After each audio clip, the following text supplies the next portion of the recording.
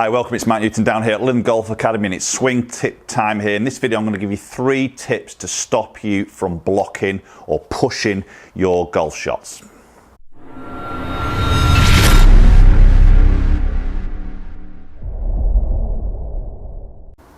So just before we jump into video, thanks again for tuning in and watching this swing tip video here. Hopefully this is going to help your game. If you haven't subscribed to my channel already, then please consider doing so. Logo in the bottom right hand screen, MNG, click on that, hit that bell icon, then you get notifications of any future videos.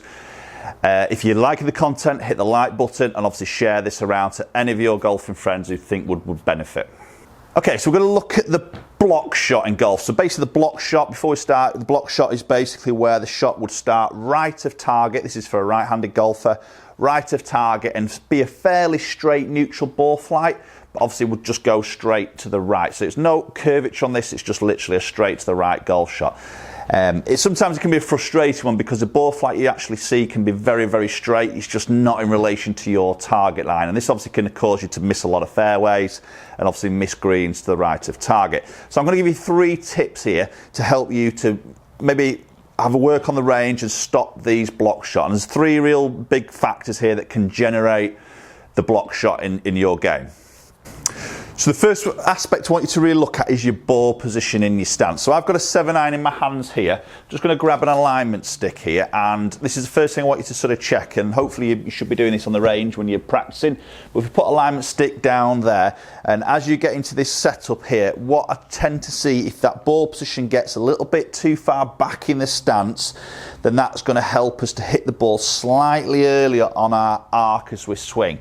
So basically this club face has got less time for it to rotate round and square up to the target line, i.e. you're hitting the ball more with that open club face. Okay, so if that club face gets a little bit open, you've got to think the ball will generally start, sort of 90% of the time, will start where the face is pointing. Obviously subject to your strike location here, but base this on a very sort of decent strike or a pretty decent strike.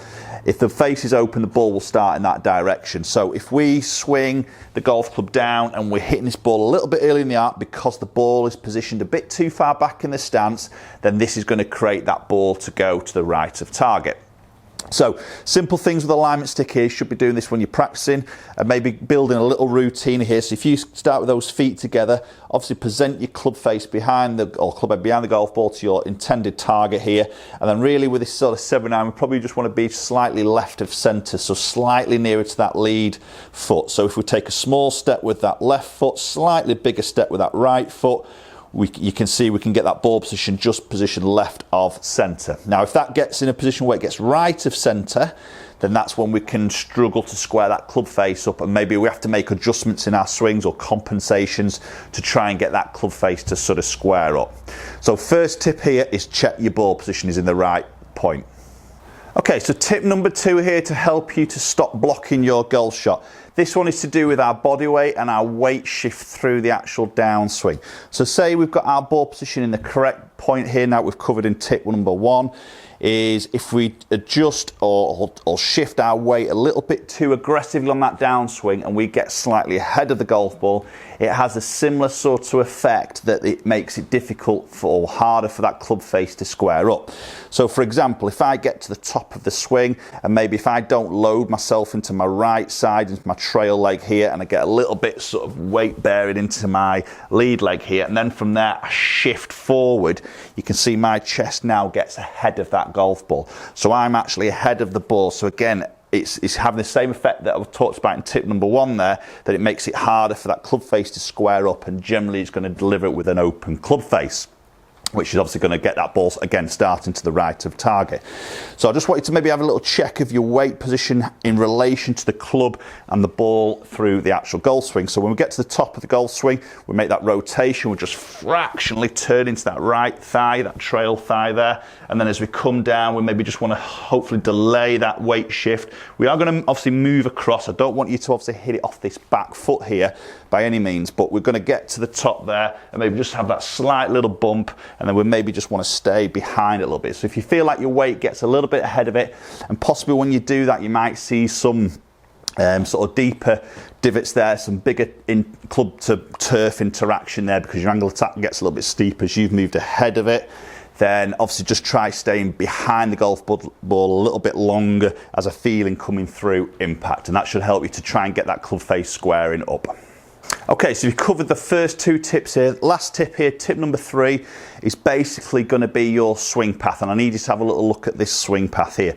So again, this block shot, which doesn't have a lot of shape to it, so we know if there's not a lot of side curvature to the golf ball, then our club face to swing path is quite square and quite neutral. But obviously the swing path might be too much from that inside, so more of an in to out sort of swing path. So we've covered, the first 2 tips covered a lot about club face and how we can affect the club face delivery through ball position, through weight position, but also we've got to have a little look at that swing path as well. So if we imagine if I get a ball to target line down here, okay, which is running obviously from my ball to target, but then if I get my swing path or the club dropping on that inside and the swing path comes too much from the inside, and obviously that club face gets a little bit open, is matching my swing path, that is going to create that straight block shot to the right of target. So maybe give you some little drill here to help you to try and get that swing path to change direction slightly here. So with your ball to target alignment stick here we've got on the outside of the golf ball, I'm just going to slightly tilt that stick. I'm going to point it. Imagine the ball to target is 12 o'clock on a club face. I'm going to tilt and point that stick to maybe sort of like 11 o'clock. Okay, so i.e. it's pointing a little bit left of target.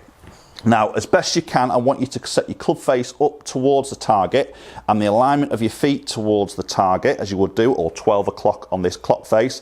But then I want you to have a feel that we're going to swing the club and try and get the club head to follow that 11 o'clock sort of alignment stick. Okay, so it's going to try and get you to feel like you can swing a little bit more out to in. Now, realistically, what it'll do, it'll reduce your in to out and hopefully get you back more to a more neutral swing path through target. And obviously if you can correct the club face through that first 2 tips of the ball position and your weight position, then we should be hitting the target much, much better. So let me hit one just doing that here. So I'm going to get my club face towards target, my alignment of my body towards target, yet the alignment stick is going to point a little bit left here, like 11 o'clock on this club, on the clock face. And I'm going to try and follow that path, the alignment stick as best I can through this impact.